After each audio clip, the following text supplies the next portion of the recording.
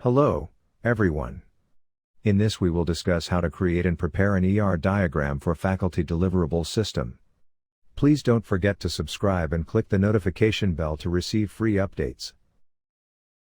The project entitled Faculty Deliverables System is intended to monitor, track and archive the records submitted by the faculty members such as the grades, lessons, test examination and many more. With the use of the system, it would be very useful to both the department heads and teachers.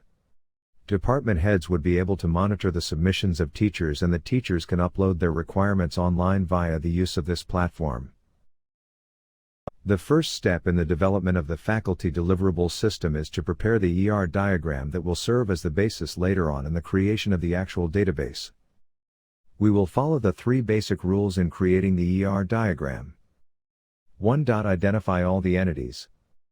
2. Identify the relationship between entities and 3. Add meaningful attributes to our entities.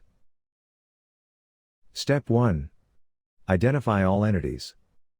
Entity is represented by the rectangle shape. The entity will be our database table of Faculty Deliverables System later on. In the Faculty Deliverables System we have the following entities: 1. Semester 2. School Year 3. File Category 4. Files Submitted 5. Faculty 6. Notification. After we have specified our entities, it is time now to connect or establish a relationship among the entities. 1. The faculty submits the requirements. One-to-many relationship. Relationship between faculty and files submitted entity. 2. The submitted file belongs to a specific file category. One-to-one relationship. Relationship between files submitted and file category. 3. The faculty and heads receives a notification for every transactions and submissions. One-to-many relationship. Relationship between faculty and notification entity. 4. Every semester the teacher needs to submit the specified requirements. One-to-many relationship. Relationship between semester and files submitted entity. 5. Files will be archived every school year. One-to-many relationship.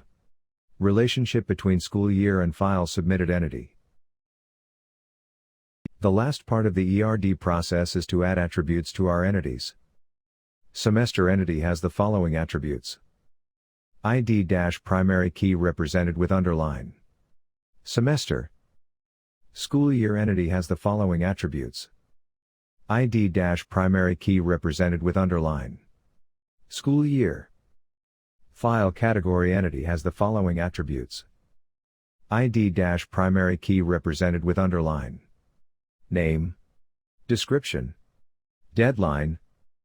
File submitted entity has the following attributes. ID-primary key represented with underline. File name category ID-foreign key semester ID-foreign key school year ID-foreign key description faculty ID-foreign key uploaded files date uploaded status remarks faculty entity has the following attributes. ID-primary key represented with underline faculty ID first name middle name last name address contact username password notification entity has the following attributes. ID-primary key represented with underline faculty ID-foreign key notification date and time status.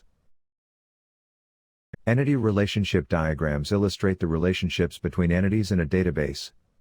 This can be helpful in understanding how the data is organized and how it can be accessed. Additionally, ER diagrams can help in designing and creating a database. Finally, ER diagrams can be used for data analysis and reporting. Entity, a thing or concept that is represented in a database by a row in a table. Entity relationship, the association between entities in a database. ER diagram, a type of entity relationship diagram that shows the relationships between tables and columns in a database.